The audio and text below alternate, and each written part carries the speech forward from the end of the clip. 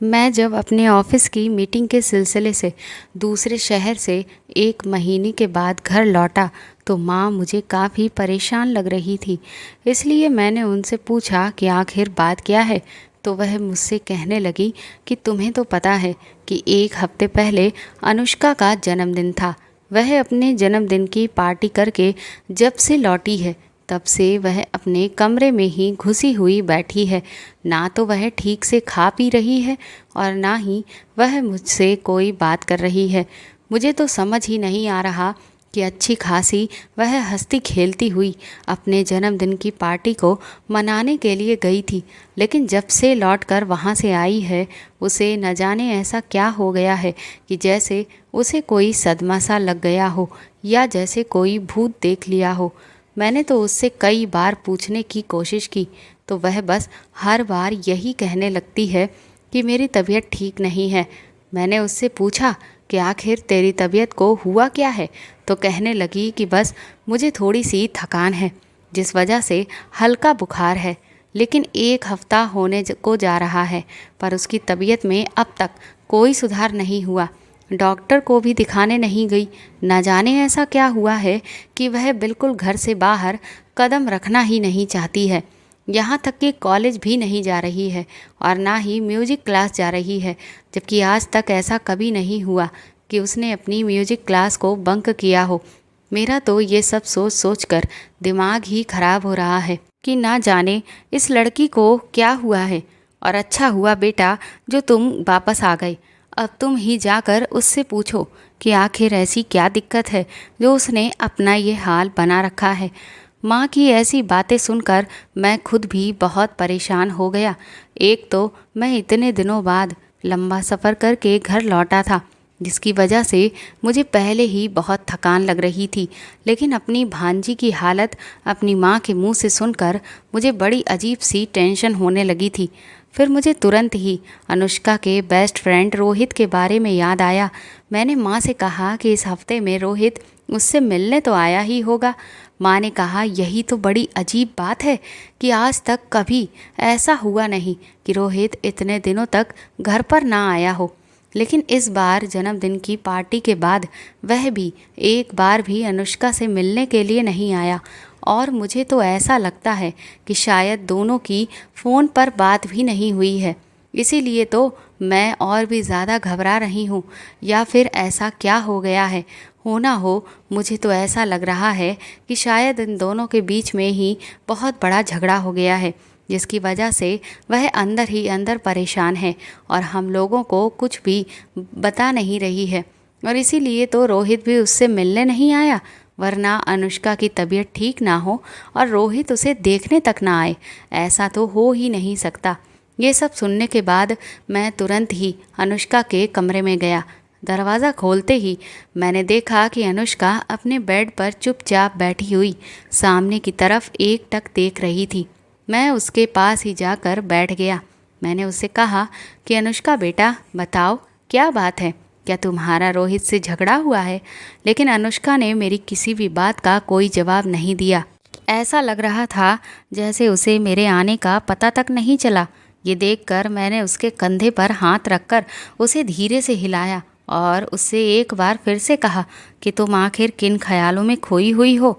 लेकिन तभी अचानक वह ज़ोर ज़ोर से चिल्लाने लगी और कहने लगी कि मुझसे दूर हो जाओ, प्लीज़ मुझे छोड़ दो और मुझे बिल्कुल दूर रहना। उसके मुंह से ऐसी बातें सुनकर मैं खुद बहुत दंग रह गया कि वह मुझसे ऐसे क्यों कह रही है। वह लगातार चीखती चिल्लाती रही। मैंने उस पर कस के चिल्लाया और उसे उसके दोनों कंधों को पकड़कर शांत कराया और उससे कहा कि अनुष्का मैं हूँ तुम्हारा मामा रजत। मुझे तो ऐसा लगा कि जैसे वह किसी नींद से जागी हो। उसे जैसे ही इस बात का एहसास हुआ कि मैं उसका मामा हूँ, वह एकदम से खुश हो गई और कहने लगी मामा जी आप आ गए। और फिर वह मेरे गले से लग गई। मैं भी उसके सर को सहलाते हुए उसे शांत कराने की कोशिश करने लगा। अब तो मैं इस सोच में पड़ गया था कि आखिर मेरी भांजी को ऐसा क्या हुआ कि वह इतना ज़्यादा खोई हुई थी कि ना तो उसे मेरी मौजूदगी का एहसास हुआ और ना ही उसे ये पता चला कि उसके सामने उसके मामा बैठे हैं, बल्कि वह तो मुझे ना जाने क्या समझ रही थी। जो मुझसे इस तरह की बातें वह लगातार बोलती चली जा रही थी। मैंने उसे शांत कराकर पानी पिलाया। फिर मैंने उससे कहा, अनुष्का, क्या किसी ने तुमसे कुछ कहा है? मुझे बताओ, तुम्हारे मामा उसे छोड़ेंगे नहीं? मेरी ये बात सुनकर अनुष्का के चेहरे पर अजीब सी परेशानी छा गई और वह लड़खड़ाती हुई जुबान में कहने लगी, नहीं तो मामा जी, ऐसी तो कोई बात नहीं है।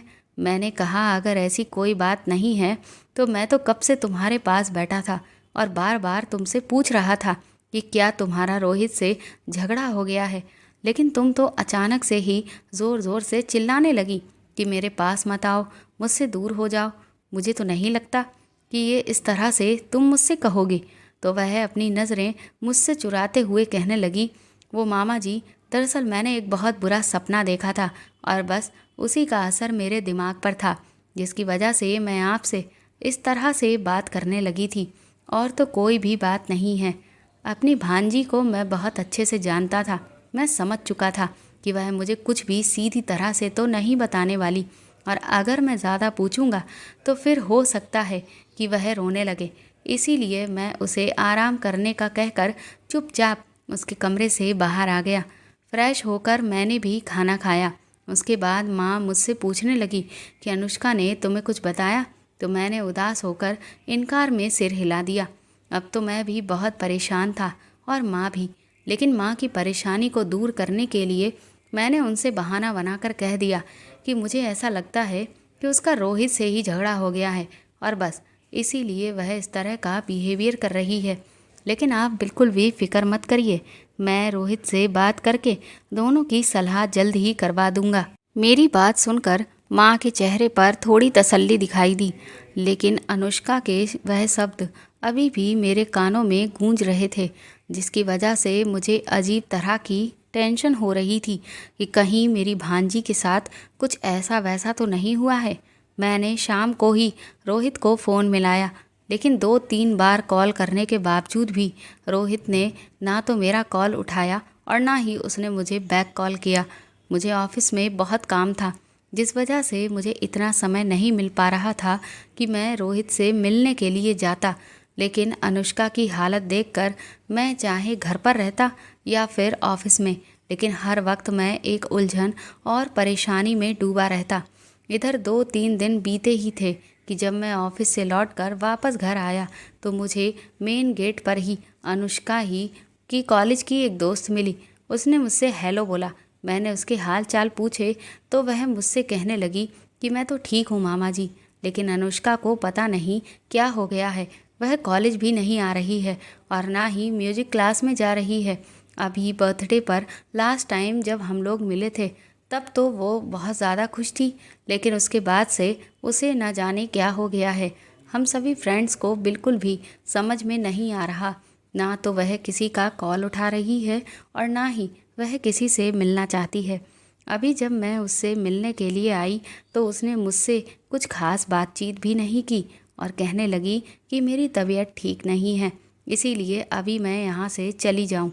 अनुष्का की दोस्त की बात सुनकर मैं और भी ज़्यादा परेशान हो गया कि मेरी भांजी ऐसी तो कभी भी नहीं थी। वह तो हमेशा से खूब हंसने बोलने वाली बड़ी ही नटखट लड़की थी, लेकिन एकदम से वह इतना शांत कैसे रहने लगी। फिर मैंने उसकी सहेली से पूछा कि क्या रोहित कॉलेज आ रहा है, तो वह कहने लगी कि नहीं मामा जी, जिस दिन से अनुष्का कॉलेज नहीं आ रही है उसी दिन से रोहित भी नहीं आ रहा है, और जैसा बिहेवियर अनुष्का कर रही है ठीक वैसा ही रोहित भी कर रहा है। मैंने कहा, क्या बर्थडे वाले दिन अनुष्का और रोहित का झगड़ा हुआ था? तो वह कहने लगी कि मुझे तो ऐसा नहीं लगता, हम सभी लोग पार्टी करके एक साथ ही रोहित की गाड़ी से निकले थे। उसके बाद रोहित हम सबको एक एक करके ड्रॉप करते हुए लास्ट में अनुष्का को लेकर घर के लिए निकल गया था।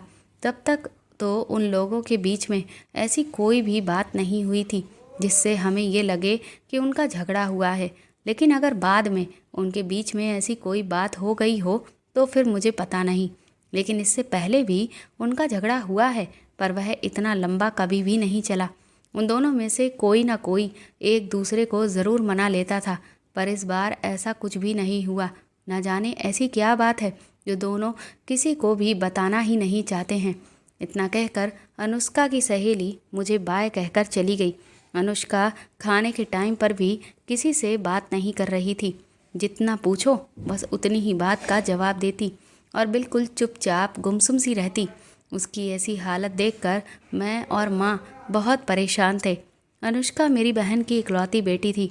मेरी बहन और मेरे बीच उम्र का काफ़ी फासला था। अनुष्का के पिता का देहांत तो उसके पैदा होने के 2 साल के बाद ही हो गया था। उसके बाद से मेरी दीदी हमारे पास ही रहने लगी थी, लेकिन भगवान को तो कुछ और ही मंजूर था और फिर कुछ सालों के बाद दीदी भी हमें छोड़कर इस दुनिया से चली गई। तब से मैंने ही अनुष्का को अपनी भांजी से ज़्यादा अपनी बेटी की तरह पाला था और उसकी खुशी मेरे लिए सबसे ज़्यादा मायने रखती थी। वह मेरी लाडली भांजी थी। वह हमेशा से एक चुलबुली और खुश मिजाज लड़की रही है, लेकिन आज मैं पहली बार उसे इतना गुमसुम देख रहा था। मैंने हमेशा कोशिश की कि अनुष्का जो भी खुशी चाहे वह उसे मिले, लेकिन इस बार मैं अपनी भांजी के लिए कुछ नहीं कर पा रहा था, क्योंकि उसकी उदासी के पीछे वजह क्या थी वह मुझे पता ही नहीं चल पा रही थी। अगले ही दिन मैं अपने काम से समय निकालकर रोहित के घर पर पहुंचा। मैं जैसे ही अंदर गया और रोहित के पेरेंट्स से मिला तो उसकी माँ भी मुझसे यही शिकायत करने लगी कि रोहित जब से अनुष्का की बर्थडे पार्टी से लौटा है तब से ना तो वह ठीक से खा पी रहा है, ना ही किसी से मिलने जाता है और ना कॉलेज जा रहा है। न जाने उसे क्या हो गया है। वो कहने लगी कि मैं तो उससे पूछ पूछ कर थक चुकी हूँ, लेकिन मुझे तो वह कुछ भी नहीं बताता। रजत बेटा, तुम ही उसे समझाओ और पूछो कि आखिर बात क्या है। मैं तुरंत ही रोहित के कमरे में पहुंचा तो वह भी अनुष्का की तरह ही न जाने कौन सी दुनिया में खोया हुआ अपने बिस्तर पर चुपचाप बैठा हुआ था। मैंने जैसे ही उसे हेलो बोला, मुझे देखकर ऐसा लगा कि जैसे वह बुरी तरह से घबरा गया। मैंने उससे कहा कि मुझे ऐसा लगता है कि शायद तुम्हें मुझे देखकर खुशी नहीं हुई। तो वह कहने लगा कि नहीं मामा जी, ऐसी तो कोई बात नहीं है। मैंने कहा तो फिर क्या बात है? आखिर तुम और अनुष्का क्या छुपा रहे हो? तुम दोनों हम सबको इतना परेशान क्यों कर रहे हो? मेरी इस बात पर वह कहने लगा कि मामा जी, आप ये क्या कह रहे हैं? मुझे तो कुछ समझ में नहीं आ रहा। मैंने कहा समझ नहीं आ रहा है या फिर ना समझ बनने की कोशिश कर रहे हो? सच सच बताओ कि तुम्हारा और अनुष्का का झगड़ा हो गया है ना? तो वह कहने लगा कि नहीं मामा जी, ऐसी तो कोई बात नहीं है। अनुष्का मेरी बेस्ट फ्रेंड है और अगर झगड़ा हो भी जाता तो भी क्या, हम दोनों हर बार झगड़ा करने के बाद तुरंत ही एक दूसरे से बात करने लगते हैं। मैंने कहा बिल्कुल ठीक कहा तुमने, पर इस बार तुम लोग एक दूसरे से बात क्यों नहीं कर रहे हो और तुम दोनों ने अपने ही आप को अपने अपने कमरों में बंद क्यों कर लिया है? मेरी इस बात को सुनकर वह कहने लगा कि मामा जी, मेरी ज़रा तबीयत खराब है। मैंने कहा बहुत अच्छे, तुम्हारी और अनुष्का दोनों की एक साथ तबीयत खराब हो गई? तुम मुझे बताते हो या फिर मैं तुम्हारे कान के नीचे खींच कर लगाऊं? मेरी ऐसी बात सुनकर वह हक्का बक्का रह गया, क्योंकि मैं इतना तो जानता था कि जब तक मैं सख्ती से उससे नहीं पूछूंगा वह मुझे कुछ भी नहीं बताने वाला। मेरी बात सुनकर रोहित अचानक से रोने लगा। कहने लगा कि मुझे माफ़ कर दीजिए मामा जी, अनुष्का मेरी बेस्ट फ्रेंड है, लेकिन मैं उसे बचा नहीं पाया। उसके मुंह से ऐसी बात सुनकर मैं बहुत बुरी तरह से घबरा गया। मैंने कहा कि आखिर तुम्हारा कहने का मतलब क्या है? तुम अनुष्का को बचा नहीं पाए, आखिर कहना क्या चाहते हो? तुम आखिर उसे किससे नहीं बचा पाए? मैंने कहा तुम मुझे साफ साफ बताते हो या नहीं? उसके बाद रोहित ने मुझे जो कुछ भी बताया उसे सुनकर तो मेरे होश ही उड़ गए और मेरे अंदर गुस्से का लावा फूटने लगा। मुझे उस वक्त इतना गुस्सा आ रहा था कि जैसे मैं पूरी दुनिया में आग ही लगा दूं। मैं तुरंत ही गुस्से में वहाँ से बाहर निकला और अपने घर पहुँचा। माँ मुझसे पूछने लगी कि रोहित ने तुम्हें कुछ बताया? तो मैंने उस वक्त उनसे झूठ बोल दिया कि नहीं, उसने भी मुझे कुछ नहीं बताया है। उसके बाद मैंने भी अपने आप को कमरे में जाकर बंद कर लिया और मैं वहाँ जाकर पहले तो खूब रोया, क्योंकि मैं चिल्लाकर अपना गुस्सा बाहर नहीं निकाल सकता था, वरना माँ को और भी ज़्यादा टेंशन हो जाती। जब मैं थोड़ा सा शांत हुआ था, मैंने अच्छे से सोचा कि अब आगे मुझे क्या करना है। उसके बाद रात को मैं अनुष्का के पास गया। मैंने उससे कहा, अनुष्का बेटा, तुम्हारी वह डायमंड रिंग कहाँ है जो मैंने तुम्हें बर्थडे पर गिफ्ट में दी थी। ये बात सुनकर अनुष्का अचानक से घबरा गई और वह दबी हुई ज़ुबान में मुझसे कहने लगी, वो मामा जी, वह रिंग तो मुझसे खो गई है, लेकिन आप प्लीज़ मुझे डांटना नहीं, क्योंकि इसमें मेरी कोई गलती नहीं है। मैंने उसे ढूंढने की बहुत कोशिश की थी। मैंने कहा, अरे पागल लड़की, एक डायमंड रिंग के लिए क्या कोई इतनी टेंशन लेता है। वह रिंग तो मैं तुझे तेरी खुशी के लिए दी थी, और उस रिंग की वजह से तूने अपनी खुशी ही खो दी। तू भी ना कभी बड़ी नहीं होगी। उसके बाद मैंने उसे डायमंड रिंग को अनुष्का के हाथ पर रख दिया, जिसे देखकर अचानक से उसके चेहरे पर खुशी आ गई और वह कहने लगी, मामा जी, ये आपको कहाँ से मिली। मैंने कहा कि ये मुझे रोहित ने दी है। रोहित का नाम सुनकर अनुष्का के चेहरे पर एक बार फिर से उदासी छा गई। फिर वह कहने लगी, क्या आप रोहित से मिले थे? तो क्या रोहित ने आपसे कुछ कहा है? मैंने कहा कि वह मुझसे क्या कहेगा, उसने मुझे बस ये रिंग दी थी। उसने कहा कि ये रिंग उसकी गाड़ी में कहीं पर गिर गई थी। जब बाद में उसे मिली तो उसने मुझे वापस कर दी और कहा है कि अनुष्का को दे देना, क्योंकि अनुष्का इसे लेकर बहुत ज़्यादा परेशान थी। मैंने कहा, देखो बेटा, अब तो तुम्हें ये रिंग मिल गई है ना, तो तुम अब अपने मामा जी की खातिर एक प्यारी सी स्माइल दे दो और जल्दी से ठीक हो जाओ। मेरी बात सुनकर अनुष्का ने मुझे गले से लगा लिया और कहने लगी, मामा जी, अब आप इस दुनिया के सबसे अच्छे मामा हो। काफ़ी दिनों के बाद मैंने अपनी भांजी के चेहरे पर मुस्कान देखी थी। अगले ही दिन मैं अपने एक दोस्त के पास गया जो पुलिस डिपार्टमेंट में था। मैंने उससे एक जगह की सीसीटीवी फुटेज निकलवाने के लिए कहा, जिस जगह पर अनुष्का बर्थडे की रात को पार्टी से लौटते समय रोहित के साथ उसकी गाड़ी में रुकी थी। मेरे दोस्त ने कहा कि वहाँ की सीसीटीवी फुटेज निकालने में अभी 3-4 दिन का टाइम तो लग ही जाएगा। मैंने उससे कहा, कोई बात नहीं, लेकिन जितना जल्दी हो सके उतनी ही जल्दी तुम मुझे वह फ़ोटोज़ दिखा देना। 2-3 दिन के बाद ही उसका मेरे पास कॉल आया और फिर उसने मुझे जो फ़ोटोज़ दिखाई, उसे देखकर मैं समझ गया था कि रोहित ने मुझसे जो कुछ भी कहा है वह सब पूरी तरह से सच था। मेरे दोस्त ने पूछा कि आखिर मामला क्या है, तो मैंने उससे कहा कि जो भी बात है वह मैं तुझे बाद में बताऊंगा, क्योंकि मैं ये बहुत अच्छे से जानता था कि कानून को सबूत चाहिए और मैं सबसे पहले सबूतों को इकट्ठा करना चाहता था। इसीलिए उस सीसीटीवी फुटेज में दिखने वाले लोगों की तस्वीरें मैंने अपने दोस्त को दिखाकर पूछा कि क्या तुम इनमें से किसी को जानते हो, पर उसने तो पूरी तरह से इनकार कर दिया। वह मुझसे बार बार पूछ रहा था ये आखिर बात क्या है, तुम मुझे बता क्यों नहीं रहे हो, पर मैंने उस वक्त उससे कुछ भी नहीं कहा। लेकिन ये देखकर मैं बहुत परेशान था कि मेरा दोस्त पुलिस डिपार्टमेंट में होते हुए भी उन दोनों आदमियों को पहचान नहीं सका। लेकिन आखिर ये कैसे हो सकता है, क्योंकि वह दोनों तो थे ही पुलिस वाले ही। फिर एक पुलिस वाला दूसरे पुलिस वाले को कैसे नहीं पहचान पाता। माना दिल्ली शहर बहुत बड़ा है, लेकिन फिर भी कभी ना कभी तो एक दूसरे से मिलना जुलना हो ही जाता है। फिर मुझे लगा कि हो सकता है अभी तक ये लोग आपस में ना मिले हों, इसीलिए मेरा दोस्त इन दोनों पुलिस वालों को नहीं जानता हो। पर मैंने सोच लिया था कि मैं इन पुलिस वालों का पता हर हाल में लगा कर ही रहूँगा, जिसके लिए मैंने अपने उस दोस्त को भी बोल दिया था। करीब 3 दिन के बाद जब मैं ऑफिस से घर लौट कर आया तो माँ ने मुझसे कहा कि मैं उन्हें अपने साथ मार्केट लेकर जाऊं, क्योंकि उन्होंने अपने कुछ कपड़े सिलने के लिए डाले थे और वह 3 दिन के बाद ताऊ जी की बेटी की शादी में शामिल होने जा रही थी। मैंने उनसे कहा कि आप एक काम करिए, आप अनुष्का को भी अपने साथ लेकर चली जाइए, क्योंकि जब वह नई जगह पर जाएगी और वहाँ हंसी खुशी का माहौल होगा तो उसका दिल भी बहल जाएगा और हो सकता है कि उसकी तबीयत भी वहाँ पर जाकर पूरी तरह से ठीक हो जाए।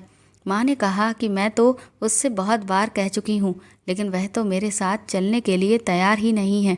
उसके बाद मैं माँ को लेकर मार्केट चला गया।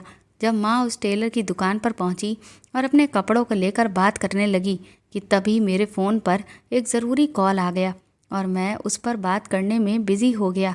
उसके बाद जब माँ ने अपने सिले हुए कपड़े उस दर्जी से ले लिए तो उन्होंने मुझे टेलर को पैसे देने के लिए कहा। मैंने जैसे ही अपने पर्स से पैसे निकालकर टेलर की तरफ आगे बढ़ाए तो उसका चेहरा देखकर मेरे तो होश ही उड़ गए। मुझे अपनी आंखों पर यकीन ही नहीं हो रहा था कि मैं वही देख रहा था जो मैं सोच रहा था। इसका मतलब अभी तक मैं मामले को जिस नज़र से देख रहा था वह तो कुछ और ही था। मैंने एक बार तुरंत अपने फ़ोन में उस तस्वीर को देखा और फिर तुरंत ही उस टेलर की तरफ देखा। फिर मुझे पक्का यकीन हो गया कि यह और कोई नहीं, वही इंसान है। वह टेलर मुझे अपनी तरफ ऐसे घूरता हुआ देखकर कहने लगा, क्या हुआ साहब, क्या कोई भूत देख लिया? मैंने उस वक्त गुस्से में उससे कुछ भी जवाब नहीं दिया क्योंकि मेरे साथ में माँ थी। मगर मैंने मन में सोचा कि बेटा अब देख, मैं तुझे बताता हूँ कि असली भूत कैसा दिखता है। मुझसे बिल्कुल भी सब्र नहीं हो रहा था, लेकिन मैं क्या करता। मैंने सोचा मैं जो कुछ भी करूँगा कल माँ के यहाँ से चले जाने के बाद ही करूँगा। मैं जैसे तैसे करके अनुष्का को भी समझा बुझाकर माँ के साथ शादी में भेज दिया और अगले दिन सुबह ही मैं तुरंत ही उस टेलर की दुकान पर पहुँच गया। मैंने उससे कहा कि दरअसल मेरे एक दोस्त के यहाँ पर शादी है और उसके घर की जितनी भी महिलाएं हैं वह सब आपसे ही अपने कपड़े सिलवाना चाहती हैं, क्योंकि उनके सामने मेरी माँ ने आपकी सिलाई की बहुत तारीफ़ की है। कम से कम उसके घर में 30 से 35 महिलाएं हैं जो आपको अपने कपड़ों का ऑर्डर देना चाहती हैं। तो अगर आप मेरे साथ चलकर ही उनका वहीं पर नाप ले लेते हैं तो बहुत अच्छा होगा, क्योंकि इतनी सारी लेडीज़ों का यहाँ पर एक साथ आना मुमकिन नहीं है। मेरी बात सुनकर वह टेलर बहुत ज़्यादा खुश हो गया और इतने बड़े ऑर्डर के लालच में वह तुरंत ही मेरे साथ गाड़ी में आकर बैठ गया। जैसे ही वो गाड़ी में बैठा मैंने उसे पानी ऑफ़र किया। मेरी दरिया दिली देखकर उसने तुरंत ही वह पानी पी लिया और बस कुछ मिनट में वह बेहोश होकर मेरी गाड़ी में गिर पड़ा। फिर मैं उसे एक सुनसान जगह पर ले गया और वहाँ पर मैंने उसे पहले तो अच्छे से बांधा। उसके बाद उसे होश में लाकर मैंने उसकी जमकर पिटाई की और उसे इतना पीटा कि जब तक मैं खुद भी नहीं थक गया था।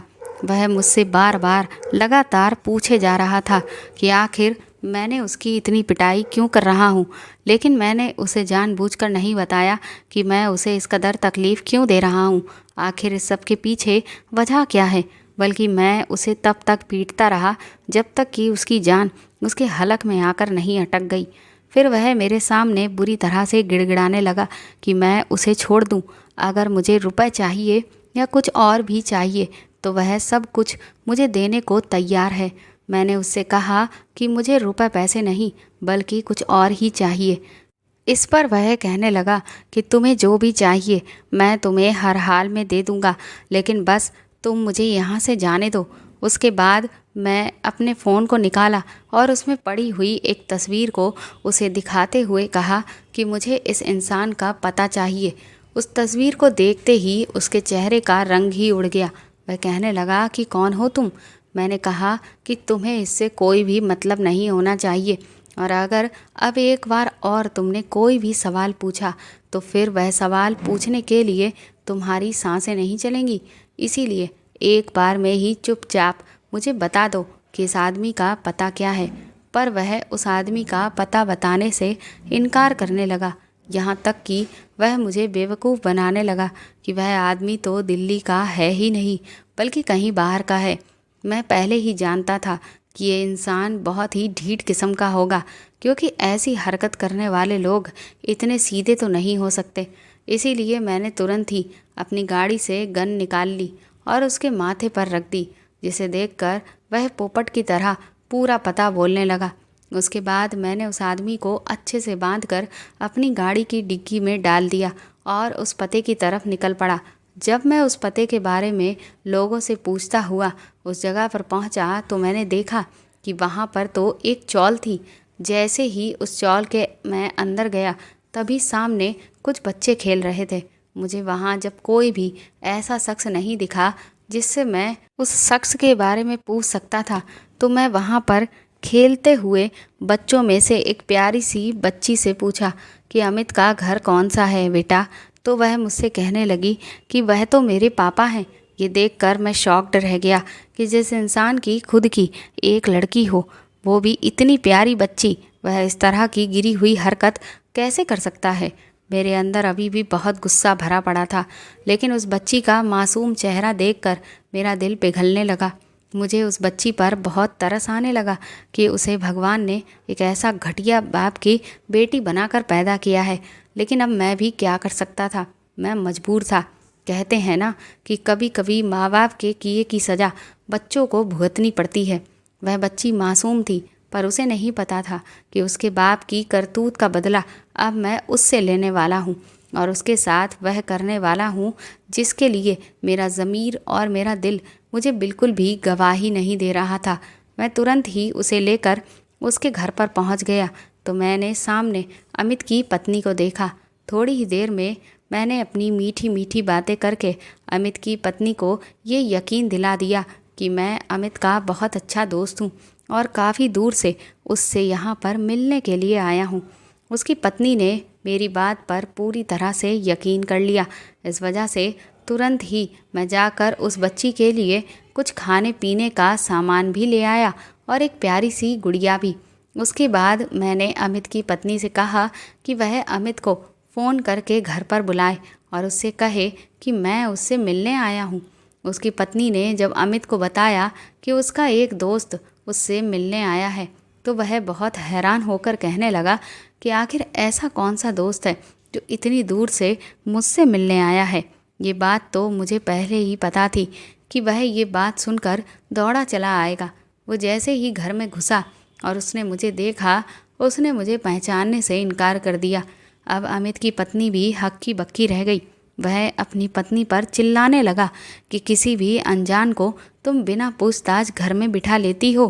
तुम्हारे पास दिमाग नाम की कोई चीज़ नहीं है। क्या पता ये कौन है, कहीं ये कोई चोर तो नहीं।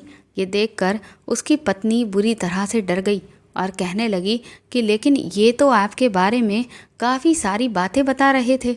मैंने अमित के करीब जाकर कहा कि अरे अरे, अगर मैं चोर हुआ भी तो तुम्हें किस बात का डर है। तुम तो एक पुलिस वाले हो और तुमसे तो उल्टा चोर खुद ही डरते होंगे। मेरे मुंह से पुलिस वाला शब्द सुनकर अमित के हाथ पैर कांपने लगे और उसकी पत्नी भी हैरानी से मेरी तरफ देखने लगी।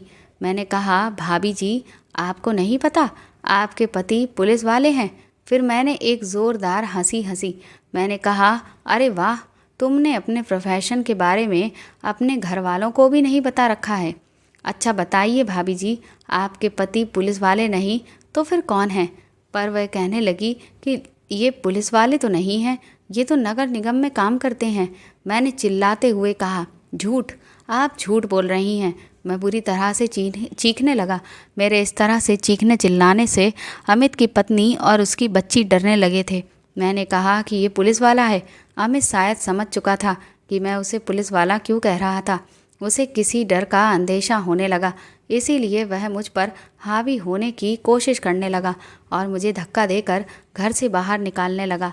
मैंने भी उसके 2-3 खींच कर रख दिए, लेकिन फिर उसने मेरे सर पर पास में रखा हुआ एक फ्लावर पॉट मार दिया, जिससे मेरे सर से खून निकलने लगा। ये देखकर उसकी बच्ची और पत्नी बुरी तरह से घबरा गए, पर मैं हार मानने वालों में से नहीं था। मैंने तुरंत ही पास में पड़ा हुआ एक डंडा उठाया और उससे अमित को इतना कस के मारा कि वह बुरी तरह से लंगड़ाने लगा। उसकी पत्नी उसे बचाने की पूरी कोशिश कर रही थी। वह जैसे ही बाहर जाकर लोगों को बुलाने के लिए भागी, मैंने तुरंत ही अपनी गन निकालकर उसकी बच्ची के ऊपर तान दी। ये देखकर उसकी पत्नी दंग रह गई। मैंने कहा कि अगर तुमने एक कदम भी बाहर निकाला या किसी को भी बुलाने की कोशिश की तो तुम्हारी बच्ची आज जिंदा नहीं बचेगी। वो मेरे आगे हाथ जोड़कर रोने लगी कि मैं उसकी बच्ची को छोड़ दूं और पूछने लगी कि आखिर मैं उन लोगों के साथ ऐसा क्यों कर रहा हूं और मैं कौन हूं। मैंने कहा कि मैं कौन हूं ये तो मैं बाद में बताऊंगा, लेकिन पहले तुम्हारा पति तुम्हें बताएगा कि मैं तुम लोगों के साथ ऐसा क्यों कर रहा हूं। उसके बाद मैंने अमित की पत्नी से उस आदमी के हाथ पैर बंधवाए और उसकी पत्नी और बच्ची को अपने अगल बगल बिठाया और हाथ में गन लेकर उसकी बच्ची पर तान दी। वो दोनों लगातार बुरी तरह से रो रहे थे। उसकी बेटी को इस तरह से रोता हुआ देखकर मुझे भी बहुत दुख हो रहा था, लेकिन ये सब मेरी मजबूरी थी। मैंने उसके बाद अमित से कहा कि अब सच बोल कि तूने उस रात को पुलिस वाला बनकर क्या किया था। वह मुझसे बार बार कहने लगा कि बच्ची के सामने मुझसे ये सब कुछ मत पूछो, मैं तुम्हारे आगे हाथ जोड़ता हूँ। मैंने कहा कि जब तुम वह सब मेरी भांजी के संग कर रहे थे तब तुम्हें ये ख्याल नहीं आया कि तुम्हारी भी एक छोटी बच्ची है, और अब अपनी बच्ची के सामने सच बताते हुए तुम्हें शर्म आ रही है। मैंने कहा कि अभी अगर मैं तेरी पत्नी के साथ भी तेरे सामने वही सब करूं तो तुझे कैसा लगेगा। इसके बाद मैं तुरंत ही उसकी पत्नी के चेहरे को कसकर पकड़ा और उसकी तरफ आगे बढ़ने लगा, तो इससे अमित और उसकी पत्नी और बच्ची चिल्लाने लगे। उसकी पत्नी बुरी तरह से घबरा गई। अमित मेरे सामने रोकर गिड़गिड़ाने लगा और मुझे रुकने के लिए बोला। कहने लगा कि मेरी पत्नी के साथ ऐसा बिल्कुल मत करो, मैं तुम्हें सब कुछ बताता हूँ। इसके बाद अमित ने कहा कि दरअसल उस रात मैं अपने दोस्त के साथ बाहर घूमने के लिए निकला था कि तभी मैंने देखा कि एक गाड़ी एक जगह पर रुकी हुई थी जिसमें मुझे दूर से एक लड़का और लड़की बैठे हुए नज़र आए। वह दोनों ऐसा लग रहा था कि जैसे गाड़ी के अंदर किसी चीज़ को ढूंढ रहे थे। मैंने इस बात का तुरंत ही फ़ायदा उठाया क्योंकि वह दिखने में काफ़ी कम उम्र के थे। मैंने सोचा कि अगर मैं पुलिस वाला बनकर इन्हें डराऊंगा और धमकाऊंगा तो मैं इनसे पैसे ऐंठ सकता हूँ। इसीलिए उसके बाद मैं तुरंत ही उनके पास गया और उन्हें डराते हुए ये यकीन दिला दिया कि मैं एक पुलिस वाला हूँ। मैंने उनसे कहा कि तुम दोनों इतनी रात में इस सुनसान जगह पर क्या गलत काम कर रहे हो। वह दोनों अचानक से रोने लगे और कहने लगे कि सर, ऐसा तो कुछ भी नहीं है। दरअसल हमारी एक ज़रूरी चीज़ खो गई थी, बस हम तो उसी को ढूंढ रहे थे। मैंने बहुत ही गंदी हंसी हंसते हुए लड़की की तरफ देखकर कहा, क्या सुरक्षा के लिए वह ढूंढ रहे हो।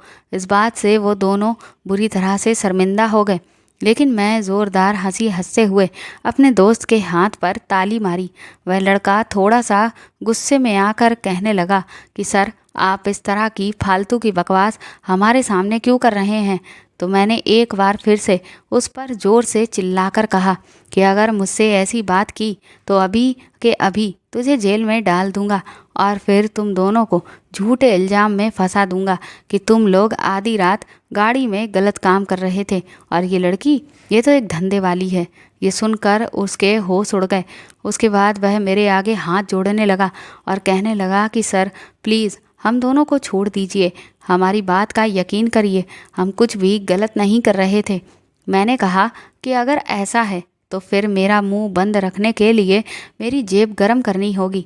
वह लड़का मेरी इस बात के लिए मान गया, लेकिन वो कहने लगा कि मेरे पास अभी बहुत ज़्यादा कैश तो नहीं है।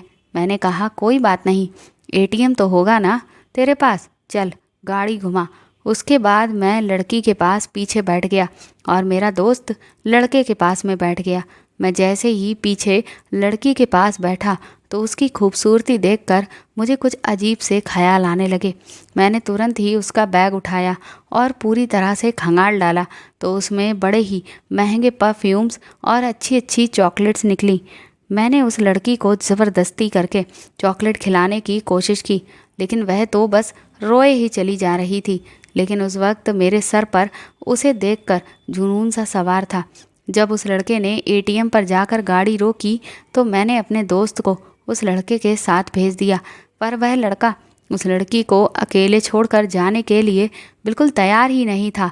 तो मैंने उसे डराया कि अगर तू अभी के अभी नहीं गया तो फिर मैं तुम दोनों को फंसा दूंगा, जिससे वह एक बार फिर घबराया और तुरंत ही मेरे दोस्त के साथ एटीएम में चला गया। उसके जाते ही मैंने अंदर से गाड़ी का दरवाज़ा बंद कर लिया और लड़की से बात करने की कोशिश करने लगा। लड़की के मैं जितना करीब जाने की कोशिश करता वह उतना डर रही थी और सहम रही थी। मैं उसे समझा रहा था कि वह मुझे एक बार, लेकिन वह मुझे से डरती ही चली जा रही थी। वहाँ पर कोई नहीं था, इसलिए मैं सोच रहा था कि कुछ नहीं तो मैं उसे एक बार गाल पर ही सही। इसीलिए मैं अपने इरादों को पूरा करने के लिए उसकी तरफ आगे बढ़ा, लेकिन जैसे ही मैं आगे बढ़ा वो घबरा कर पीछे हटने लगी। लेकिन मैं पीछे नहीं हटा। उसने मेरे गाल पर एक खींचकर तमाचा मार दिया और वह बुरी तरह से फूट फूट कर रोने लगी। मैं फिर से संभला और तुरंत ही मैं उसकी तरफ फिर से आगे बढ़ा, लेकिन तब तक उसका दोस्त घबरा कर गाड़ी के बाहर आ गया और वह गाड़ी का दरवाज़ा खुलवाने के लिए बुरी तरह से चीखने चिल्लाने लगा। मेरे हाथ से एक बहुत अच्छा मौका निकल गया था, लेकिन मजबूरन मैंने गाड़ी का दरवाज़ा खोल दिया था। वो बोला, मैं आपको पैसे दे रहा हूँ ना, फिर आप मेरी दोस्त के साथ अंदर क्या कर रहे थे? मैंने उससे कहा कि मुझसे ज़्यादा बकवास करने की ज़रूरत नहीं है। मेरा वहाँ से जाने का मन तो नहीं कर रहा था, लेकिन मेरे दोस्त ने धीरे से मेरे कान में कहा कि देखो, अब हमें पैसे मिल चुके हैं और इसीलिए अब हमें यहाँ से चलना चाहिए, क्योंकि अगर असली पुलिस यहाँ आ गई तो फिर हम लोगों को लेने के देने पड़ जाएंगे। इसीलिए लड़की का चक्कर छोड़ दो और तुरंत ही यहाँ से निकलो। और फिर मजबूरन मुझे वहाँ से निकलना पड़ा। इसके बाद पूरी सच्चाई बोलकर अमित रोने लगा। मैं तुरंत ही वहाँ से उठा और मैंने अमित की पत्नी की तरफ देखकर कहा कि भाभी, मुझे माफ़ कर देना, लेकिन अगर मैं आपके साथ ये सब नहीं करता तो आपके पति का असली चेहरा आपकी नज़रों के सामने कभी भी नहीं आता। मैंने अमित से कहा कि तुमने मेरी भांजी के साथ जो भी किया उसके लिए मैं तुम्हें आज यहाँ जान से मारने के लिए ही आया था, लेकिन तेरी मासूम बच्ची का चेहरा देखकर मैंने ये फैसला लिया कि अब मैं तुझे कड़ी से कड़ी सज़ा दिलवाऊंगा। बस सिर्फ़ और सिर्फ तेरी बच्ची की खातिर ही तुझे तेरी ज़िंदगी आज मैं बख्श रहा हूँ।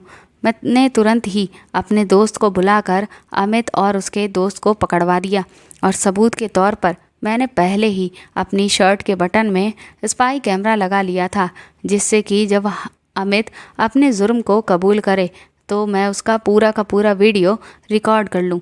और फिर वही रिकॉर्डेड वीडियो मैंने अपने दोस्त को दे दिया। अगले ही दिन माँ और अनुष्का ताऊ जी की बेटी की शादी से वापस आ गए थे। उसके बाद मैंने फ़ोन करके रोहित को घर बुला लिया। मैंने उन दोनों से कहा कि मैं तुम दोनों को कहीं लेकर जाना चाहता हूँ। वो दोनों मेरी बात सुनकर बहुत ज़्यादा हैरान थे कि आखिर मैं उन्हें कहाँ लेकर जा रहा हूँ। उससे भी ज़्यादा वो हैरान तब हुए जब उन्होंने देखा कि मैंने गाड़ी पुलिस स्टेशन के सामने जाकर रोकी थी। दोनों को कुछ भी समझ में नहीं आ रहा था। उसके बाद जब मैं उन्हें अंदर लेकर गया तो सामने सलाखों के पीछे जिन दोनों लोगों को अनुष्का और रोहित ने खड़े देखा, उनके तो पैरों तले की ज़मीन ही निकल गई। एक दूसरे को देखते वो लोग कभी तो कभी मेरी तरफ देखते। मैंने अनुष्का से कहा कि रोहित ने उस दिन मुझे सब कुछ बता दिया था। मैंने अपनी भांजी से कहा कि बेटा, तुम्हें अपने मामा जी पर इतना भी भरोसा नहीं था कि वो तेरे लिए इंसाफ करेंगे? तुम एक बार मुझसे कहकर तो देखती। अनुष्का तुरंत ही मेरे गले लगकर फूट फूट कर रोने लगी। कहने लगी, मामा जी, मैं उस दिन से बुरी तरह से डर गई थी। मुझे समझ ही नहीं आ रहा था कि मैं ये सब आपको कैसे बताऊं। मैंने रोहित से कहा कि कम से कम तुम्हें तो मुझे तुरंत ही सब कुछ कहना चाहिए था। रोहित कहने लगा कि मैं तो बहुत ज़्यादा शर्मिंदा था मामा जी, क्योंकि मेरे होते हुए भी अनुष्का के साथ उस दिन वो सब हुआ। इसी वजह से मैंने अनुष्का से बात करना भी बंद कर दिया था, क्योंकि मुझे खुद पर बहुत शर्म महसूस हो रही थी कि मैं अनुष्का की सुरक्षा नहीं कर सका। मैंने कहा, तुम दोनों की उम्र अभी कम है, बस इसी वजह से इन जैसे लोगों ने इस बात का फ़ायदा उठाया। और एक सच और आज मैं तुम्हें बताता हूँ कि ये दोनों कोई पुलिस वाले नहीं हैं। ये सुनकर तो वह दोनों हैरान रह गए। मैंने कहा, हाँ, तुमने सही सुना। इन्होंने तुमसे झूठ बोलकर पैसे ऐंठे। इन्होंने सोचा कि अगर ये तुम्हें पुलिस वाला बनकर नहीं दिखाएंगे तो तुम लोग इनके झांसे में आकर इन्हें पैसे नहीं दोगे। उसके बाद मैं अनुष्का और रोहित को लेकर घर आ गया। मैंने अनुष्का से कहा कि तुम मुझसे अब वादा करो कि आज के बाद तुम कभी भी कोई भी बात अपने मामा जी से नहीं छुपाओगी, फिर चाहे वह कैसी भी बात हो। और हाँ, कभी भी किसी से डरने की कोई ज़रूरत नहीं है, क्योंकि इस दुनिया में ऐसे लोग भरे पड़े हैं जो दूसरों के डर का फ़ायदा उठाकर अपना काम निकलवाते हैं। अनुष्का कहने लगी कि मामा जी, उस आदमी ने मेरे साथ जो भी करने की कोशिश की, मैं उस सब से बहुत ज़्यादा शर्मिंदा थी, क्योंकि मुझे लगा कि अगर घर में या बाहर किसी को भी ये बात पता चल गई तो कि मेरे साथ ये सब हुआ है, तो फिर मेरी इज़्ज़त और आप लोगों की इज़्ज़त का क्या होता। मैंने कहा, यही सोच हम लोगों को बदलनी है। हमारी इज़्ज़त पर दाग आखिर कैसे लग जाता? तुमने तो उसके साथ कुछ भी गलत नहीं किया ना।